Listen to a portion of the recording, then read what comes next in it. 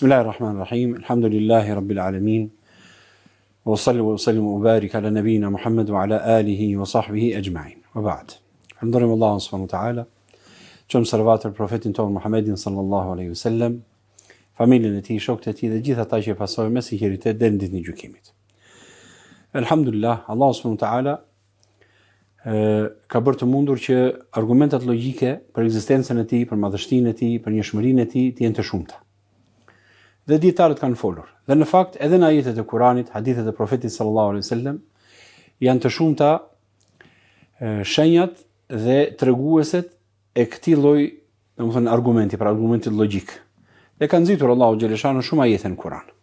A nuk thot Allahu subhanahu wa taala, domethënë, a nuk meditoni, a nuk mendoni, a nuk përsiateni? Pra janë në ajete të shumta nxit për të medituar Allahu subhanahu wa taala. Ne kemi përmendur disa nga këto argumente logjike që i kanë përdorur dietarët në argumentimin e tyre rreth ekzistencës së Allahut xhaleshan. Edhe sot do të sjellim një tjetër argument nga këto argumente logjike, dhe pikërisht argumenti i ndjenjës morale dhe drejtësisë. Prania e moralit, ndërgjegjes dhe ndjenjës për drejtësi të njerëzit dëshmon për ekzistencën e një ligjvënësi. Dhe ai është një ligjvënës i urtë. Pra, nëse nuk do të kishte një krijues, atëherë morali dhe drejtësia nuk do të kishin asnjë bazë objektive. Pra, pse do të ekzistojë morali nëse nuk ka një krijues që ta ketë instaluar këtë te krijesa? Nëse nuk do të kishte pra dikush që ka vendosur, atëherë nuk ka ndonjë shkak objektiv ekzistenca e kësaj brenda nesh. Sepse kjo është një ndjenjë që ne nuk është se e kemi kultivuar ose e kemi mësuar në shkolla apo universitete. Kjo ekziston brenda nesh. Pra, asnjë shpjegim objektiv nuk ka nëse nuk ka dikush që e ka vendosur brenda nesh. Argumenti i ndjenjës morale dhe drejtësisë është një provë logjike dhe filozofike që dëshmon ekzistencën e Allahut si krijues dhe ligjvënës. Ky argument bazohet në faktin se njerëzit në të gjitha kohët dhe kulturat posedojnë një ndjenjë të lindur të së drejtës dhe të së gabuarës. Pra kanë brenda vetes e kuptojnë njeriu, domethënë edhe pa pasur nevojë të bëj shkolla, apo të bëj kurse të ndryshme, apo të marrë një lloj edukate në familje dhe në shoqëri, shpeshherë ai e kupton se cila është e drejtë dhe cila është e gabuar. Edhe në gjërat më të thjeshta, nëse grindën dy njerëz dhe ai shikon sjelljen e njërit dhe të tjetrit. Mos vallë ai ka bërë në një shkollë që thotë që ai që sillet në këtë formë është i gabuar dhe ai që sillet kështu e ka mirë. Thjesht natyrshëm, mjafton që ti shikoj dhe ai ndjen në veten e tij urrejtje për këtë dhe mësuri për të tjetrin. Pse? Nga e nxori këtë lloj gjykimi, është e instaluar brenda nesh. Pra kjo tregon që është një ligjvënës që na ka krijuar me të tilla prirje, se do na sprovojë Allahu subhanahu wa taala. Na ka krijuar për çfarë? Të na sprovojë. Prandaj ka instaluar brenda nesh, i ka vendosur në natyrshmërinë tonë të tilla prirje. Por që ne edhe në të jemi të aftë që të dallojmë kush është e mirë dhe kush është e keqja. Nëse jemi të paaftë për diçka të tillë, atëherë jemi të papërgjegjshëm ligjërisht. Më falni vëllezërit e mi. Nëse kemi dy njerëz përpara, një njeri i cili është jo i rregullt mendërisht, pra nuk është i aftë mendërisht. A është i aftë ai të ketë të tilla inicie brenda shpirtit të tij? Si ka, ai është njeri domethënë që pothuajse është si një kafshë që jeton vetëm me instinkte për të ngrënë, për të pirë, thjesht kërkon të përmbush dëshirat jetësore, biologjike të tij. Po nuk i ka këto, kurse ai që është i përgjegjshëm ligjërisht, ai i ka të tilla inicie brenda vetes së tij. Pra ky argument bazohet në faktin se njerëzit në gjitha kohët dhe kulturat posedojnë një ndjenjë të lindur të së drejtë dhe së gabuarës, si dhe një ndjenjë të thellë për drejtësinë. Kjo ndjenjë morale nuk mund të shpjegohet me anë të evolucionit biologjik apo kushteve sociale, por tregon ekzistencën e një burimi absolut të moralit dhe drejtësisë që është Allahu subhanahu wa taala, krijuesi, ai që na ka formosur si deshi vet, me urtësinë dhe dijen e tij dhe pushtetin e tij. Çfarë është ndjenja morale dhe drejtësia për cilën do flasim? Më hollësisht tashmë. Ndjenja morale është zëri i brendshëm i shpirtit, një dritë që Allahu ka vendosur në natyrën njerëzore, për të ndihmuar njeriu të orientohet drejt së mirës, edhe para se të mësojë ndonjë ligj të shkruar apo ta studiojë atë dhe të ndikohet nga shoqëria, e ka brenda vetes. Ajo është një dhunti që nuk mësohet, por që zbulohet sepse është e lindur me ne. Ndjenja morale nuk është thjesht një rregull shoqëror, por një strukturë e thellë ndërgjegjes njerëzore që përfshin disa shtylla themelore. Flasim diçka për këto shtylla. E para, dallimi instinktiv mes të mirës dhe të keqes. Pra me instinkt njeriu arrin të dallojë të mirën dhe të keqen. Padyshim, ne kemi folur që nuk na ka lënë Zoti vetëm me instinktin ton. Se shpeshherë njeriu infektohet. Natyrshmëria e tij, si folëm herën e shkuar. Pra infektohet njeriu në natyrën e tij. Prandaj dhe Zoti ka dërguar dhe profet, ka dërguar dhe libra, i ka shpallur që ta përforcojë tek njeriu, ta rikthejë njeriu në natyrshmërinë e tij të pastër, për të zgjedhur të mirën dhe për të larguar të keqes. Po sidoqoftë instinkti është brenda nesh. Elhamdulillah, ka krijuar Allahu subhanahu wa taala që dallojmë të mirën dhe të keqen. Që në thellësinë e vet njeriu e ndjen se ka vepra që lëndojnë dhe të tjera që nderojnë. Ai e di pa i mësuar kush se vrasja është krim, se mashtrimi është i ulët, se padrejtia është e neveritshme. Mjafton të shikosh sikur se thash pak më sipër. Nëse shikon dikë që padrejtisht vret një të pambrojtur. Ja më thoni, kjo është shembulli i sotëm që po jetojnë gjithë bota po jeton sot. Mjafton të shikojnë në ekran ato krime që po ndodhin. Edhe vret dikush një të pambrojtur. Më thoni, mos vallë ata e kanë studiuar në për shkolla apo i ka mësuar shoqëria e tyre për një qëndrim të tillë? Të gjithë pa përjashtim subhanallahu e urrejnë diçka të tillë. E urrejnë sepse brenda shpirtit tonë është e rrënjosur kjo, pra dëshira për të drejtën, urrejtja e padrejtisë dhe e zullumqarit. Kjo është e pashmangshme, nuk mund të mos e urresh dot. Pra kjo tregon se është një ligjvënës që e ka vendosur të ligj në krijimin e tij, subhanahu wa taala, Allahu azza wa jall. Po ashtu e di se ndihma ndaj nevojtarit, falja dhe sinqeriteti janë vlera që nderojnë shpirtin.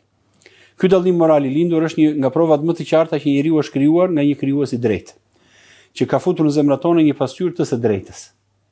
Pra dhe kjo ishte e para, sikur të tham, dallim instinktiv. Kjo është pjesa e parë e moralit pra që ka njeriu. Ky është argument apo jo? Pra edhe një dallim instinktiv i të mirës dhe të keqes. Së dyti, ndjenja e përgjegjësisë brenda nesh. Është tamam ai zëri që thotë shpeshherë, kjo është e mirë, duhet ta bësh. Kjo është e mirë, duhet ta bësh. Më fal, ç'të nxit ty të bësh një të mirë, domethënë. Edhe ndonjëherë shikon veten të pafuqishëm që të mos e bësh atë.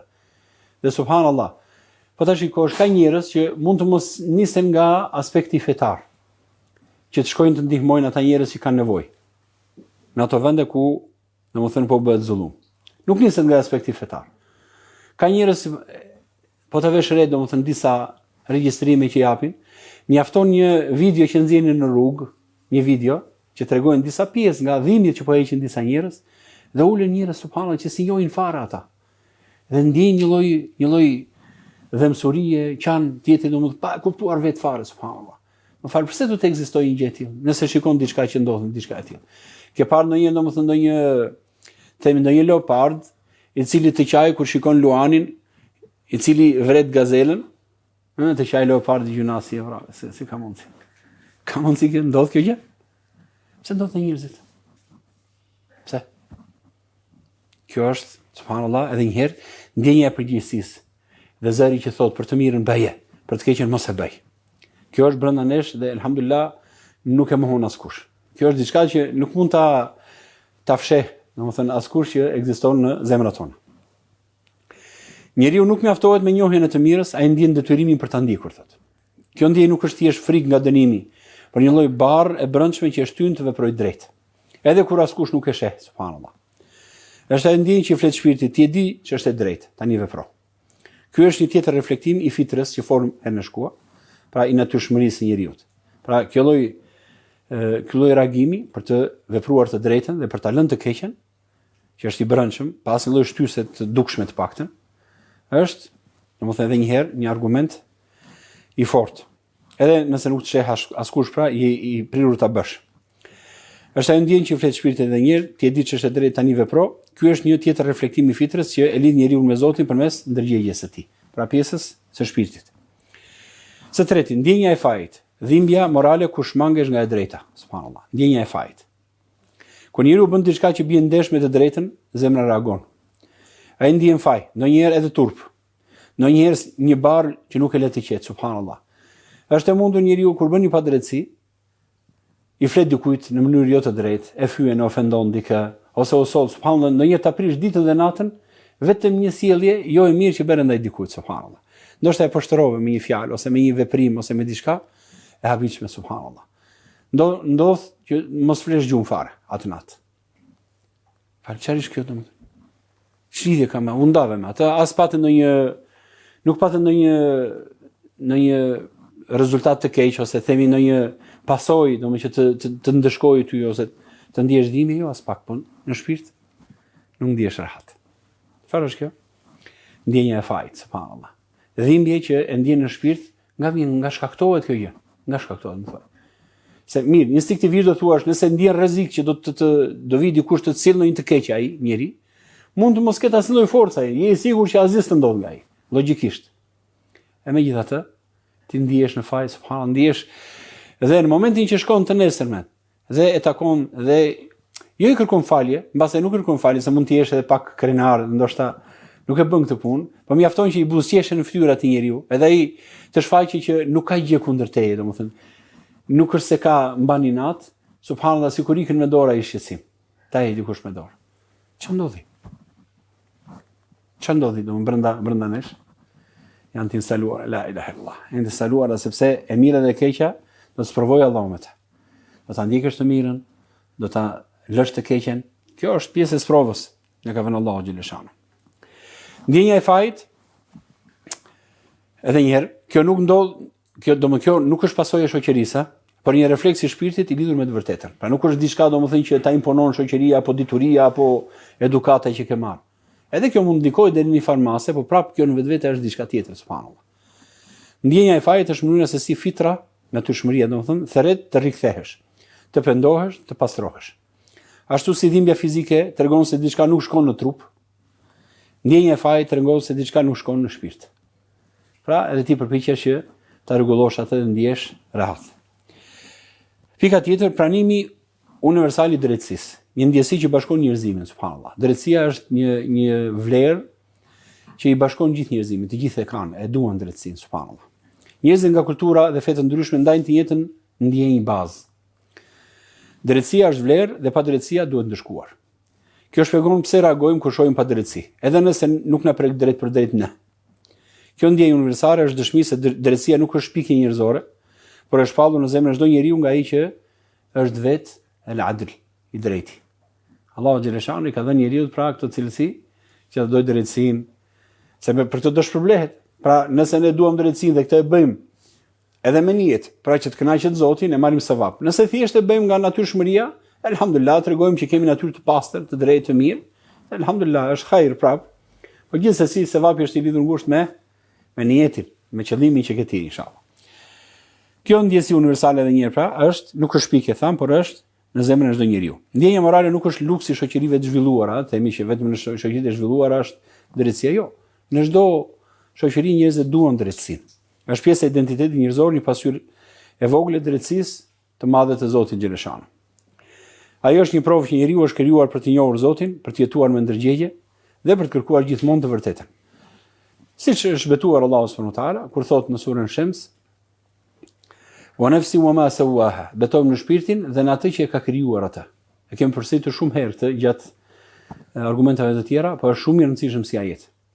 Wa nafsi wa ma sawaha, betojmë në shpirtin dhe në atë që e krijoi atë. E krijoi shpirtin. Kush e krijoi shpirtin? Allahu xhaleshano. Fa alhamaha fujuraha wa taqwaha. Dhe e inspiroi shpirtin që të njohë të mirën dhe të keqen. Elhamaha. El-ilham çfarë është? Është inspirim, frymëzim.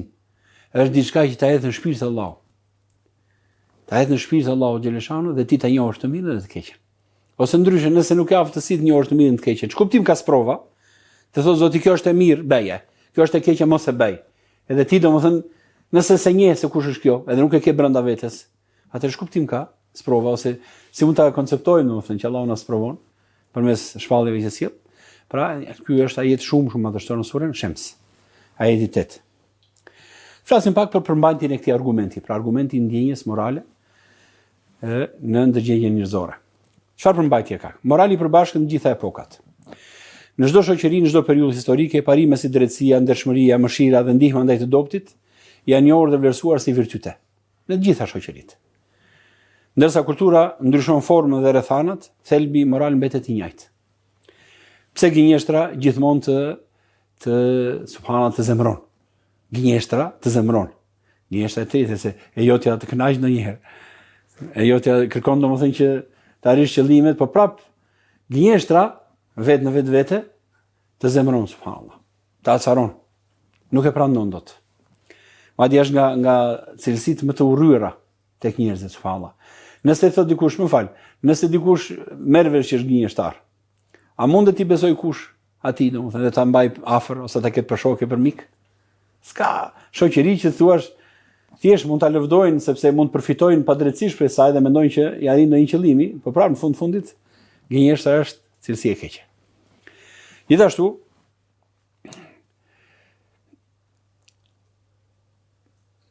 padrejtësia zemron, domethënë njerëzit, edhe kur ndodh larg nesh, sepse ndjeja morale është ngulitur në strukturën shpirtërore të njeriut.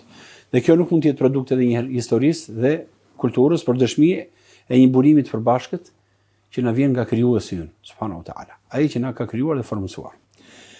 Së dyti, origjina e moralit, një logjik që ka përxen natyrën materiale. Pra origjina e këtij argumenti, po flasim tani morali, kjo ndjenja e drejtësisë, çfarë ka? Origjina e saj çfarë është? Është diçka materiale? E ka përcjell natyrën materiale. Nuk është materiale kjo. Nuk lidhet me pasurinë, me materiale, me fizikën, me diçka domethënë të prekshme. Është diçka domethënë e pashpjegueshme, themi në mënyrë fizike dhe të dukshme, themi. Morali vërtet nuk i bindet interesit vetjak, subhanallahu. Përkundrazi ai shpesh kërkon sakrificë. Në morali nuk është instinkt, si thamë për kafshë, domethënë që diçka që kërkon ta përmbushë nga instinkti që ke. Jo. Është shpeshherë domethënë kërkon sakrificë. Është e ndryshme me instinktin që mund të ketë kafsha ose krijesa themi që kërkon ta përmbushë se s'ban. Në një kërkon sakrificë, ndeshmëri, edhe në dëm të vetes. Qëndres në emër të parimit. Asnjë teori e evolucionit biologjik nuk mund ta shpjegojë bindshëm se dikush rrezikon jetën për të shpëtuar një të panjohur, subhanallahu. Ose pse e pranon të ndëshkohet për të mos gënjur. Kjo e vërtet shpirtërore tregon se morali nuk është instinkt i mbijetesës, por amanet i Zotit i futur në ndërgjegjen e krijesës së tij, që kërkon të jemi të kujdesshëm ndaj tij. Prandaj këtij aspekti. Nuk ka moral të vërtet pa dikë që e ka bërë ligj në krijesën, ekzistencën pra të këtij morali, që ka themeluar kuptimin e të drejtës dhe të padrejtës. Gjithashtu, drejtësia dhe përgjegjësia, dëshira për një rend që ka përcjell në botën, pra. Ky rend të tërë duan ta vendosin. Drejtësia dhe përgjegjësia që duhet përmbushur. Janë ca gjëra që njeriu nuk i toleron dot. I ka brenda vetes si toleron dot, nuk mundet të anashkaloj. Është e pamundur, shpirtërisht nuk mundet.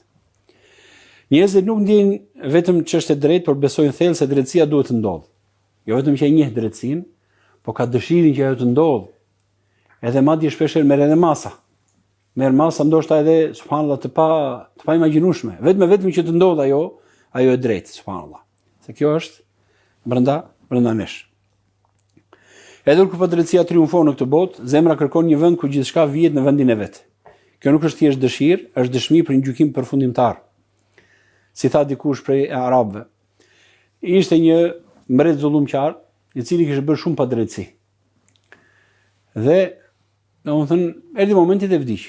Dhe në fakt, siç i thonë fjalës, nuk i hyri një gjem në këmbë. Vdiq pa pasur asnjë lloj problemi, të paktën nuk duke nga njerëzit, se brenda tij Allahu di se çka hequr. Po të paktën duke nga njerëzit, a thua se nuk mori asnjë lloj ndëshkimi për ato krime që bëri. Çfarë tha ky? Domethënë beduin, tha, po vallahi tha. Duhet të jetë një ditë në të cilën do merret në llogari ky kriminal. E do ta marr të plot atë që ai e kreu dhe ura në qafë njerëzve, domethënë. Subhanallahu, tha natyrë shumë këtë gjë. Edhe në fakt, a nuk e thon shumë njerëz sot diçka të tillë. Shumë njerëz thon subhanallahu, dhe vetëm gjë ndonjëherë që i qetëson, edhe i ngushëllon, është pikërisht kjo rrugdalje. Kjo rrugdalje, kjo dëshirë e fortë për të vendosur drejtësinë, që këtu s'vendoset. Atëherë ku do vendoset? Pra kjo dëshirë për drejtësinë dhe mbajtjen e përgjegjësisë na tregon domun që është një gjyq suprem. Edhe një gjykues suprem i cili ka pushtetin për ta vënë në vend deri në pikën e fundit. Pra drejtësinë. Edhe kjo është brenda nesh. Kjo nuk është thjesht dëshirë, është dëshmi për një gjykim përfundimtar, thotë. Një gjykat hyjnore, thotë, ku e mira shpërblet dhe keqja ndëshkohet. Si mund të lindë kjo pritshmëri e thellë në çdo shpirt, nëse nuk ekziston një realitet që i përgjigjet asaj? Pra, nëse unë e dëshiroj, domethënë do të jetë se s'bën. Se puna ti shembullit me ujin, e mbani mend kur folëm për ujin. Pra, ekziston etja sepse ka ujë. Nëse nuk do kishte ujë, ka logjik të ekzistojë etja për diçka që s'ekziston.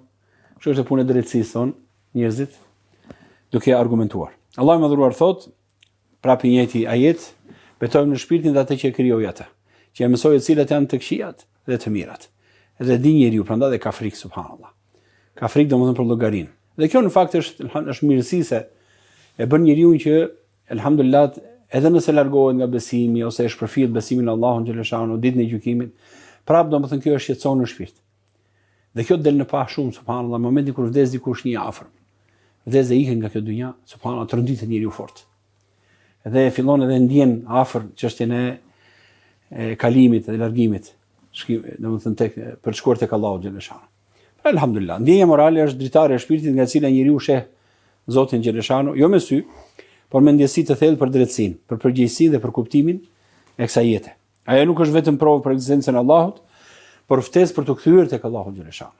Para se ka një drejtësi, edhe ti po shpërfill sa detyra që ke ndaj Allahut xhaleshanu, detyra që ke ndaj krijesave, ndaj nënës, babait, ndaj të afërmve, ndaj fëmijëve, ndaj gruas, ndaj atij me cilin po punon, edhe ke një kontratë etj. Pra nëse ti toleron dhe ndjen këtë shqetësim në shpirt, dije se nuk përfundon këtu, sepse drejtësia do të vijë në vend. Pra kjo është ftesë, jo të besosh vetëm Allahun, po ta besosh që do kthehesh se s'bën aty. Kjo që merr masat, ti kërkosh Allahun, ti rregullosh ato që ke prishur, ose të paktën përpiqesh kërkosh falje Allahut xhaleshanu, që Allahu të të mëshirojë dhe domethënë të nxjerr faqebardh në llogarinë e fundit. Tani të flasim pak për provat logjike për këtë argument, pra për ndjenjën morale dhe këtë zërin brenda njeriut. Argumenti i parë është fakti që morali është universal.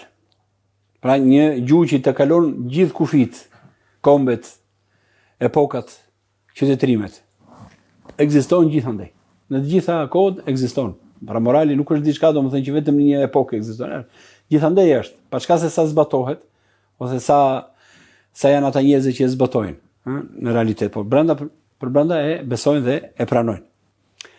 Pra edhe një herë norma si ndeshmëria, drejtësia dhe mësuria dhe respekti ndaj të tjerëve njihen dhe pranohen në çdo shoqëri, në çdo kohë dhe në çdo kulturë. Këto vlera nuk janë produkti i marrëveshjeve, sepse ato nuk ndryshojnë me rrethana apo interes. Pikërisht sepse janë të ngulitur në natyrën njerëzore, ato dëshmojnë për burimin absolut, domethënë që është Allahu xhaleshanu, i cili ka vendosur dritën e të drejtës në zemrat e njerëzve. Prandaj dhe Allahu thotë subhanahu wa taala: "Wa aqim wajhaka lid-din hanifa", përkushtohu gjithë qenien tënde në zbatimin e fesë së Zotit, hanifan, pra duke besuar Allahun si një të vetëm. Përkushtohu në këtë fe. Çfarë është kjo fe? Fitrat Allah allati fatara an-nas 'alayha. Është natyrshmëria në të cilën Allahu i krijoi njerëzit. Pra kjo fe e drejtë, të rregulla morale, këto nga që ekzistojnë në të gjitha shoqëritë, në të gjitha kohrat, dhe Allahu subhanahu wa taala e përforcon nëpërmjet shpalljes që përkushtoheni ta zbatoni. Edhe nëse ndonjëherë shumë ti e di që është gabim, edhe ti e bën për interesa. E bën për interesa. Por Allahu xhaleshanu të thret domethënë që zbatohet të drejtën, e cila është natyrshmëria e pastër njerëve. Është tamam ajo që ti ndjen rahat shpirti jot. Ndjen rahat, domethënë qenia jote nëse ti e vepron si ka dashur Zoti xhaleshanu. Morali nuk buron nga natyra, është më lart se instinkti. Ligji i natyrës sot mbijeton më i forti, por morali thot ndihmo të dobtin edhe nëse të kushton. Në botën shtazore sundon instinkti. Në botën njerëzore morali e frenon instinktin për hir të një qëllimi më të lartë. Kur një njeri sakrifikon veten për të tjerët, apo qëndron i drejtë kur mund të përfitojë nga padrejtësia, ai po i bindet një parimi që nuk vjen nga gjaku, as nga frika, apo nga themi ndërgjegja dhe studimet dhe universitetet që mund të bërë. Thjesht buron nga shpirti i tij. Ashtu ndihet rahat. Është rahat edhe pse mund të privojë veten në një farë mënyre. Kjo është një provë e fuqishme se morali nuk është thjesht një mjet mbijetese, por buron nga një burim që është Allahu subhanahu wa taala, që kërkon prej njeriu të kalojë vetveten. Dhe ato aspektet e instinktit të tij, kafshëror të themi. Nevoja e brendshme për ndëshkim dhe shpërblim, pritshmëria për drejtësi përfundimtare, edhe ky është argument që përmendëm pak më sipër, edhe si shfaqje dhe si dukuri të, domethënë, argumentit të moralit. Edhe kur askush nuk na sheh, ne ndijmë barrën e të keqes dhe dëshirën për të bërë mirë. Nga vjen kjo ndjenjë përgjegjësie, nëse nuk ka asnjë sy që na vëzhgon dhe asnjë gjykim që na pret, Pra nëse s'do kishte, përse kjo lloj shqetësimi brenda nesh, është bindja e pashprehur se ekziston një gjykues i drejtë, që sheh edhe atë që fshihet. Ne nuk mund të pranojmë që padrejtësia të mbetet pa përgjigje. Dhe kjo dëshirë për drejtësi përfundimtare është dëshmi se ka një botë tjetër dhe një Zot që do t'jap të drejtën e mohuar në këtë botë. E do t'i përmbush të gjitha ato vrimë dhe padrejtësi që janë bërë, duke vendosur në vend hakun e gjithë secilit. Në fakt, argumenti i ndjenjës morale dhe këtyre ndjenjave të brendshme për drejtësi dhe për moral është një nga argumentet më intime dhe më të afërta, domethënë më të thella për ekzistencën e Zotit subhanuhu teala. Ai nuk flet nga jashtë, flet nga brenda zemrës, nga ndershmëria e ndërgjegjës dhe nga mallkimi i padrejtësisë që ndjejmë brenda nesh atë zjarrin e tij. Që kurse si nuk hesht, subhanallahu, nuk të lë rahat. Derisa njeriu pastaj domethënë përpiqet me çdo lloj forme, me çdo lloj mënyre për ta bërë veten të harrojë. Me çdo lloj mënyre. E vetmja mënyrë ndoshta që gjen shpesh herë është çfarë? Humbja e mendjes. E i kthehet alkoolit, drogës, argëtimeve, domethënë dehjes me kënaqësi, domethënë që si të largoj atë lloj problemi që ka, derisa vjen momenti që nuk ka më ngopje nga të tilla gjëra dhe shkon subhanallahu drejt, shkon haku tek Zoti, edhe që në këtë botë pjesërisht jo, do marrë në botën tjetër xhanë. Po shpesh herë i vjen zullumit fundi. Sidomos për disa lloj padrejtësish, siç është padrejtësia ndaj prindërve, Allahu na ruaj. Siç thot profeti sallallahu alajhi wasallam, nuk ka ndonjë padrejtësi që Allahu t'ia përshpejtojë ndëshkimin atij që e bën para ahiretit dhe përveç ahiretit. Po t'ia përshpejtojë që në këtë dynja padrejtësia ndaj prindit, subhanallahu. Dhe ndodh pastaj nuk ka më mundësi do njeriu ta fsheh më atë. Ky lloj mallkimi do ta ndjek nga mbrapa, nuk e lë rahat. Më fal, pse do të shqetësohet në fundit? A arriti qëllimin e tij? A është rehat për veten e tij? Qoftë duke shkelur prindrit e tij, duke bërë gjithçka që i përmbush ato synimet e tij, paktën materiale dhe fizike. Nëse është rehat me to, pse duhet të shqetësohet të ndjejë këtë ngushti nga brenda? Ai që ka sy subhanallahu, aty që Zoti e bën mbar, ai kthehet në vetveten e tij, thotë ora dalë, sa është diçka subhanallahu. Edhe shpeshherë po ta shikosh njerëzit prap sado të kishin të jetë subhanallahu, kthehen prap te Zoti. Shkojnë në një objekt kulti, kudo qoftë, sepse fillimisht janë paditur, shkojnë dhe duan të gjejnë se s'bën me det, si thon. Si të veprojnë se nuk janë mirë, nuk ndihen mirë. Dhe elhamdulillah, nëse i takojnë që të takojnë njëri të mirë, që elhamdulillah ti udhëzohet Allahu subhanahu wa taala një të vetëm, drejtoj drejt namazit, drejt fesë Allahu subhanahu wa taala, elhamdulillah që çojë shpirti i tij, kthehet në normalitet. Edhe elhamdulillah gjithçka ikën. Mendoni pak. Subhanallahu, ai që kishte vrarë, domethënë 99 shpirtra, subhanallahu, kishte vrarë njerëz. Tregon profeti sallallahu alaihi wasallam. Ka që si ishte rahat. Si ishte rahat brenda tij. A ka pendim për mua? A ka pendim për mua? E drejtuan te dikush. Një njeri adhurues, asket, por se nuk kishte dije faktikisht. Edhe i thanë që shko tek filani se ai merret me punën e Zotit, me punën e besimit. E pyetja, ka pendim për mua? I tha, po çfarë ke bërë ti? Unë kam vrarë 99 njerëz. Ke vrarë 99, do të pendohesh ti. E përzeuaj, i foli ashpër. E po, edhe ta bëj 100, mos më mbetet me rak. Ta mbush 100. E vrau ti 100, po si ishte rahat prap. Ku të je, ku ka zgjidhje? Ku ka zgjidhje? Shkoi tek një ditur, e tha, a ka pendim për mua? I tha, vallahi, kush pendon mes teje pendimit? S'ka askush që ndron mes teje dhe Allahut subhanahu wa taala, por me kusht. Kushti është që të largohesh nga i vendi keq që të lidh me të kaluarën tënde. Mendo ka vrarë 99 njerëz, mendon se në atë shoqëri ku ka vrarë 99 njerëz, do mund të jetë njeri i mirë? S'ka mundësi se do ta lidh me të shkuarën e tij. Largohu nga ky vend. Dhe shko në një vend të mirë ku ka njerëz të mirë që adhurojnë Allahun subhanahu wa taala, pra e udhëzoi drejt një shoqërie të mirë, ku zemrat ishin të pastra, natyrshmëria e tyre ishte pastër, e pacenuar, ishte konform asaj që do Zoti xheleshanu, sipas shpalljeve të Allahut, adhuronin Zotin, i ka adhuroi Zotin me ta. I ku largua, deshi Zoti që në mes të rrugës të vinte vdekja. Aty kishte xhelin. Ja mundsoi Allahu subhanahu wa taala. Edhe dini historinë pastaj se përfundon që Zoti e bëri të mundur që të ishte një pëllëm më afër vendit të pendimit. Dhe erdhën melekët e mëshirës që ta merrnin shpirtin e tij. Shqetësohej në shpirt. Profeti sallallahu alajhi wasallam ka thënë, dhe raste të tilla ka pasur historia shumë. Ka pasur shumë njerëz që kanë pasur një kaluar të keqe dhe kanë gjetur forcën, alhamdulillah, kthyer tek Allahu xheleshanu. Kjo është diçka brenda tyre. Këta i nuk e mësojnë, nuk e bëri shkolla që ta mësojnë, shiko se ti duhet, kur je kështu, duhet të më thënë shikosh të bërë sa vepra, se këto janë psikologikisht të ndihmojnë nga ana psikologjike. Nuk ka, se gjithmonë ata mendojnë që kur beson të diçka është mirë dhe ajo të qetëson, jo Allah, po s'besohet tek Allahu.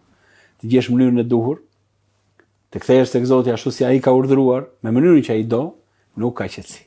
Harroj qetësinë auta. Pra alhamdulillah dhe kjo tregon se është diçka brenda nesh që alhamdulillah flet brenda nesh subhanallah. Edhe ky lloj e kishin fjalën tek mallkimi, pra që të ndjek gjithmonë subhanallah, dhe asnjëherë nuk mund t'i shpëtosh dot pa marr masat e duhura. Disa shembull praktik tashmë. Lufta për drejtësi, kur zemra nuk pajtohet me shtypjen. Përgjatë historisë njerëz nga populli, fe dhe kultura janë ngritur për të mbrojtur drejtat e të shtypurve. Pse ndodhin gjithë këto luftra? Gjithmonë historia ka qenë mbushur me heronj subhanallah. Me heronj që ngrihet për të mbrojtur popullin, për të mbrojtur, domethënë ata që kanë nevojë të varfrit, të dobtit. Edhe shikon figura të ndryshme nga historitë e vjetra, edhe te historitë e ja. Madje mund gjesh edhe hajdut që janë merrte të pasurë dhe vajefte të varfërve. Përse kjo? Çfarë kishte ndonjë parim ai në veten e tij? Subhanallah. Këto janë histori i tregojnë njerëzit ose që janë histori njerëzore për treguar çfarë? Gjithmonë ka pasur lufta për drejtësi, subhanallah. Edhe kjo është shembull praktik për ekzistencën e këtij morali të brendshëm brenda nesh, alhamdulillah. Çfarë i shtyn ata të sakrifikojnë për dikë që nuk kanë asnjë detyrim ndaj tij? Nuk është përfitimi, as lavdia, është ndjenja e brendshme se padrejtësia nuk mund të tolerohet. Dhe se drejtësia është një vlerë që duhet mbrojtur, pavarësisht kostos. Kjo ndjeshmëri e thellë ndaj padrejtësisë është një nga gjurmë më të qarta që Allahu ka vendosur në natyrën njerëzore. Pra subhanallahu, edhe një herë kjo është një shpërfaqje e emrit të Allahut xhaleshano dhe cilësisë së tij, përshkrimit të tij që është el-adl, i drejtë. Allahu është i drejtë dhe ka krijuar njeriu që të jetë i tillë, edhe e ka urdhëruar drejtësinë. Inna Allaha ya'muru bil 'adli wal ihsani wa ita'i dhil qurba. Allahu subhanahu wa ta'ala urdhëron për drejtësi, për bamirësi dhe për të qenë afër të afërmve, farafisit. Dhe ndalon thot anil fahsha'i wal munkari wal baghi. Pra ndalon nga poshtërsitë e keqja dhe armisia, el baghi, pra kalimi i kufive dhe armisia. Ndalon Allahu xhaleshano. Kto që Allahu i ndalon në shariatin e tij, i ka bërë dhe brenda nesh që ne ti duam subhanallahu. Prandaj dhe shariati kur nuk mund të bjerë ndesh me natyrën e pastër. Është shumë e kollaj që njeriu të jetë brenda shariatit dhe është shumë e vështirë të dalë nga rruga e shariatit subhanallahu. Me fjalë të tjera, që të hysh në xhenem duhet të përpiqesh fort që të hysh në xhenem subhanallahu. Pse se do dalësh nga natyra jote. Do dalësh nga ajo që ke brenda vetes subhanallahu. Allah na rujt, se vjen momenti që pastaj duket njeriu të bukur, këta janë pastaj siç i quajnë Allahu në Kur'an subhanahu wa taala, do t'ju tregoj për njerëzit domethënë që janë më të shkatruarit thot, akhsarina a'mala alladhina dhalla sa'yuhum fi al-hayati ad-dunya wa hum yahsabuna annahum yuhsinuna sun'a. Ata të cilët u humbi gjithë punët në jetën e kësaj dynjaje dhe ata mendojnë akoma se janë duke bërë mirë. Këta janë dëshkim nga Allahu xhaleshano. Këtyre njerëzve që e kanë kaluar kufirin, që janë transformuar në të formë, pastaj u vjen dëshkim nga Allahu subhanahu wa taala. Ata janë njerëz të ndeshkuar pastaj, që ai nuk e shikon më rrugën e drejtë. Pse? Ka për Allah të ka verbuar. E ka verbuar si ndëshkimi drejt për atë që ka bërë. Edhe në fakt janë edhe pasojat e këtyre padrejtësive.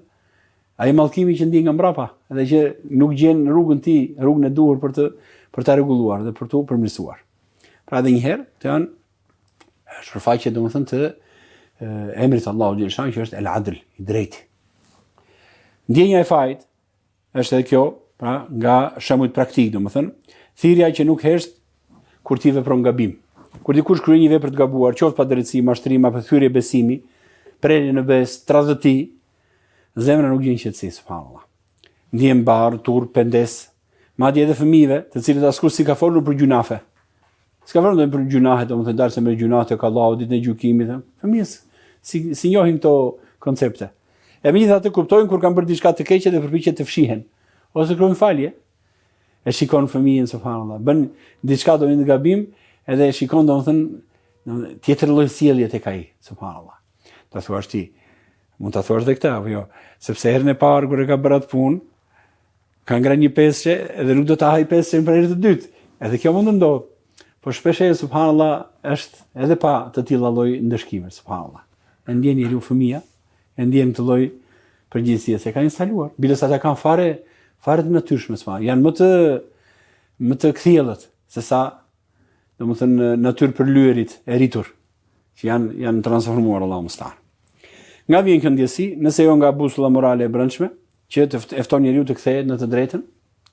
Kjo busull nuk është shpikje njerëzore, është shenjë për kujdeses Allahut që ka udhëzuar shpirtin, pra me dallimin e të mirës dhe të keqes. Sakrifica për të mirën e përgjithshme, ku njeriu ngrihet mbi veten. Historia njeh njerëz që kanë sakrifikuar jetën, pasurinë, lirinë për të mbrojtur të pafajshmit, apo për të ruajtur një ideal moral. Ushtarë që bien në fushë betejë për të mbrojtur civilët, njerëz që fryjojnë gjithçka për të shpëtuar të tjerët në rrezik. Këto nuk janë vepra të instiktit, por të ndërgjegjes. Pra është diçka shpirtërore. Në natyrë instikti kërkon të ruash veten. Ke frikë. Çdo gjë që të dëmton nuk ke guximin t'i afrohesh, por morali kërkon që nëse duhet të humbasësh gjithçka për hir të së drejtës. Kjo është dëshmi që Zoti ka vendosur në shpirtin e njeriu, një burim më të lartë se sa thjesht instikti. Një thirrje që kërkon drejtësi, sakrificë dhe festikëri. Këto shembull nuk janë, domethënë, thjesht filozofia, janë realitete njerëzore. Të gjithë ne sa folëm tani, subhanallahu, në veten tonë ndjejmë të gjitha këto aspekte që folëm.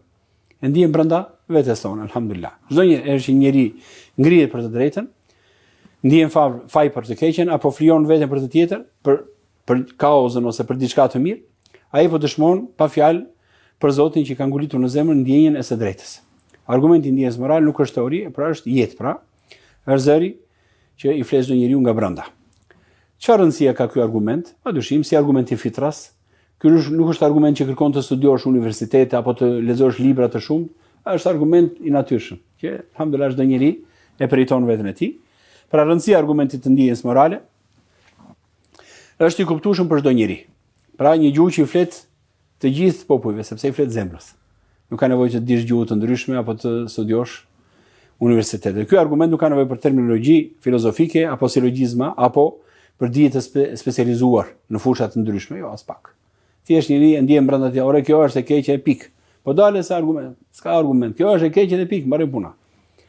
Ai flet me gjuhën e zemrës dhe çdo kush, qoftë i ditur apo analfabet, besimtar apo kërkuesi të vërtetës, e ndjen se drejta është e mirë, padrejtësia është e keqe, e tjerë.